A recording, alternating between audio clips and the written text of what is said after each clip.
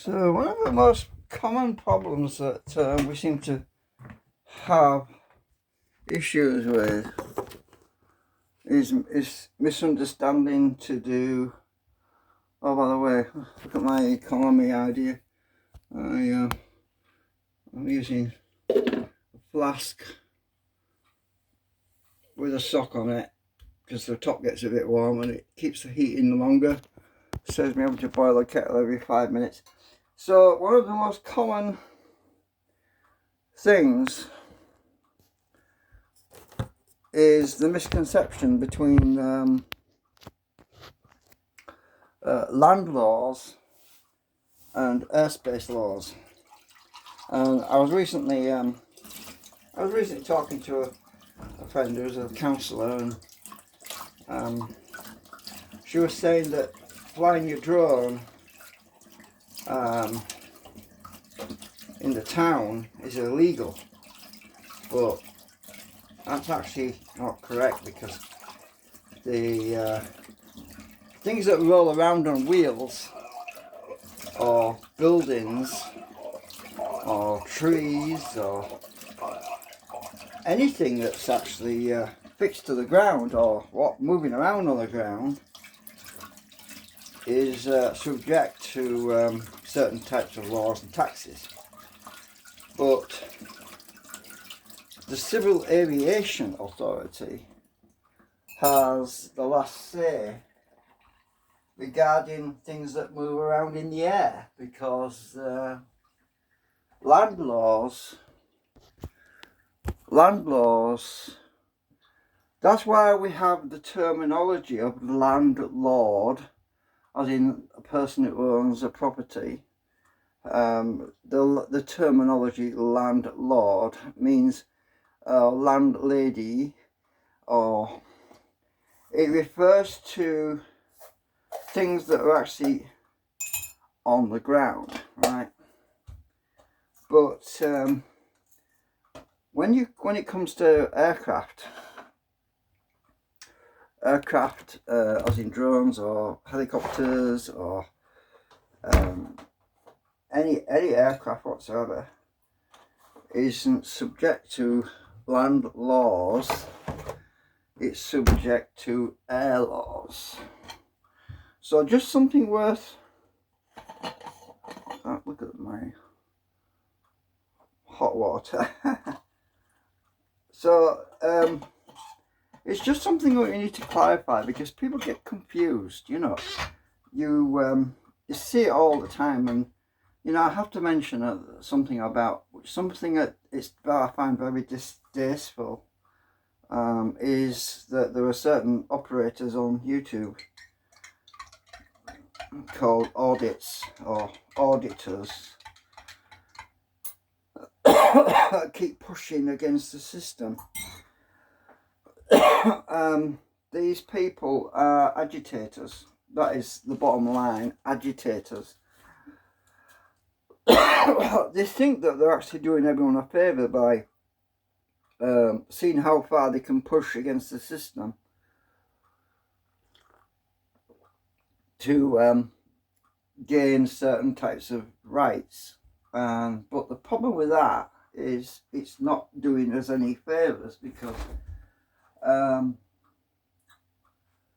what happens is they start flying over building complexes. I'm just going to get some snacks, I'm just hungry. They start flying over industrial sites. Now, if you're flying over an industrial complex, there's a completely different situation that comes into play, and that is safety, health and safety from aerial moving objects. You can have workmen who are working on scaffolding, or working on a roof, or people just generally who on the ground are responsible for doing their job, and they don't need to be distracted from doing their job, right? So what happens then is you have a conflict between air safety and land safety. So what happens is you end up creating a situation of a compromise between ground laws and airspace laws.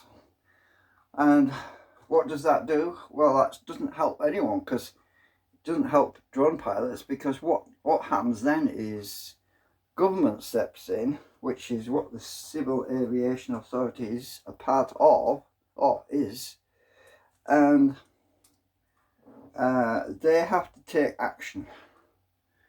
And so new laws come into effect based on that, which influences the Civil Aviation Authority, and then everyone suffers as a consequence of some mischievous, I think that's the right word, mischievous entity who wanted to try and push the boundaries of their freedoms, their limits, but it ultimately takes away everyone else's freedoms and limits, because of one person, basically. So I'm not in favour of these so-called auditors. They are agitators. That is the bottom line. Hang on a minute, let me just move. Right, so everyone's got a moral obligation, moral right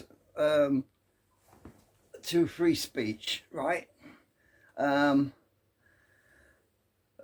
So let's say one person has an objection to how something is done, which is how everyone else, I'm trying to get my feet wrapped up, how everyone else has accepted as being normal and acceptable to them. So, but there's just one person who decides to take it upon themselves to keep pushing against a particular authoritarian entity of some kind, whether it's the police or the councils, or so let's say this one guy goes on to this park, for example, and the park force, or the people responsible for caring on this park, which is a land-based situation, start to get agitated by this individual,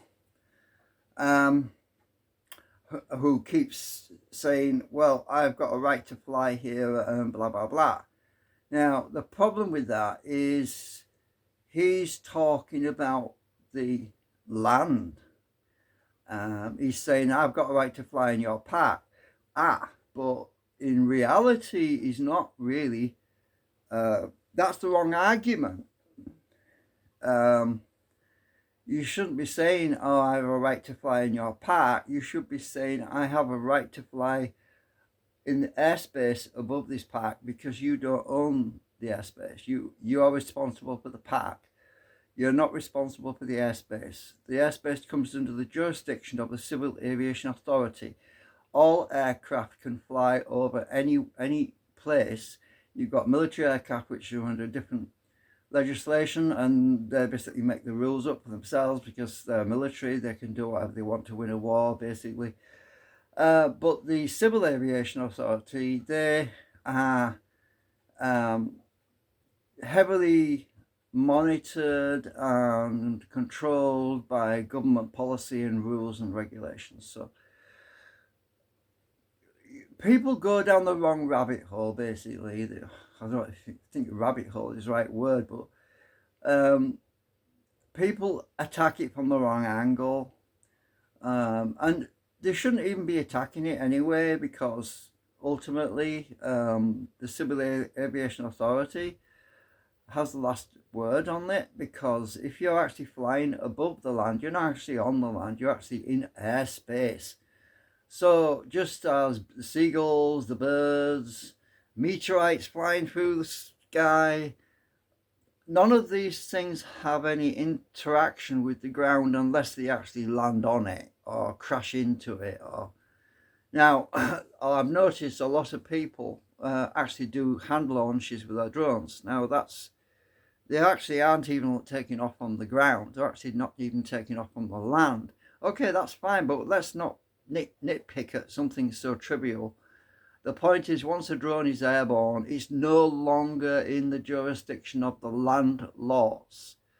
Obviously, you've got safety regulations covered by the Civil Aviation Authority regarding not flying over crowds of people, not dive bombing or causing distress to anyone on the ground, because then you suddenly become, if you were doing that sort of thing, you suddenly become a weapon, right? You're no longer just an aircraft, you become a military subject, and that's a different kettle of fish as well, because you're becoming a threat to what's on the ground.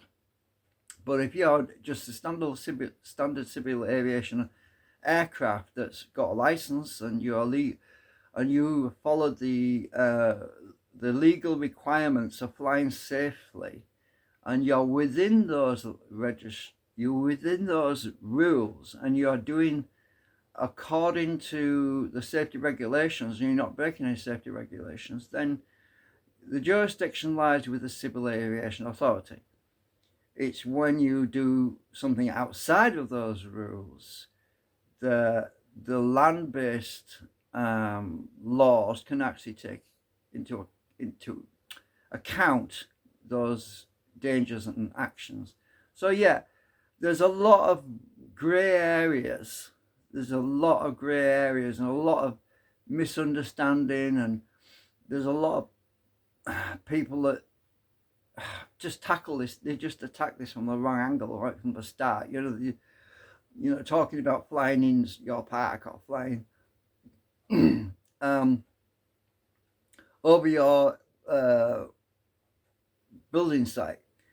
Obviously, flying over somebody's building site that's close, that you could, if something went wrong, it could fall out of the sky and land on a workman. But usually workmen on these building sites have got helmets on anyway, but that's beside the point. The point is, you're not supposed to fly over crowds, and you're not supposed to fly over unaware people, really. People are aware that you're there. Now, obviously, yeah, so I'm speculating myself a little bit on this, but obviously the Civil Aviation Authority, as I say, has got the last word on it, because they're the ones who put these rules in place about a line of sight. So some of this stuff is contradictory, right? So first it was, you're not supposed to fly within 500 meters of you're not supposed to fly beyond 500 meters in distance away from you. Now you have to maintain visual line of sight, which is VLOS, right? So in saying that, by saying that you have to maintain visual line of sight, they've automatically reduced the distance between you and the drone. So instead of flying at a safe distance, well away from people, say up to 500 meters away from people or buildings or whatever you want to call it, all of a sudden it's visual line of sight. So if you've got bad eyesight, let's say, and you're elderly, I mean, I'm like that. My eyesight's not brilliant, but I can see my drone. I can certainly see it from quite a long distance. It just automatically contradicts with being at a distance, and now we happen to be a lot closer because you need to have a visual line of sight. So you have to, there's a contradiction there. You either have to be flying well away from people or you're not. So which is it? I mean, come on. I mean, they need to make some common sense with this, because this is really contradictory. It really is. I mean, if you're having to fly at a safe distance, what is the minimum safe distance? I mean, it's got to be within a few feet, because I've flown my drone in the yard, in the garden. I've flown it right past me within 3 feet. And as long as you're in control of it, and you know you're confident with it, and you know what you're doing, and you're not, I mean, that's fine. I mean, you can actually monitor it more effectively at a closer range. You can see much better the attitude and the angle and the direction of travel and everything else at a closer range, and you have a better control over it at a closer range. Whereas at a greater distance, you're more likely to have a mishap. So it's a bit of a juggle, really, you know, to decide on what's the minimum and maximum safe distance. Anyway, that's my rant. I just thought I'd mention it, and I would really be interested in other people posting comments below about what you think about this, because, as I say, my main subject is who has the last say, really. Is it ground law or is it airspace law? That is really what this is about, because we have to really have some clarity on this. Anyway, thanks for watching. Bye for now.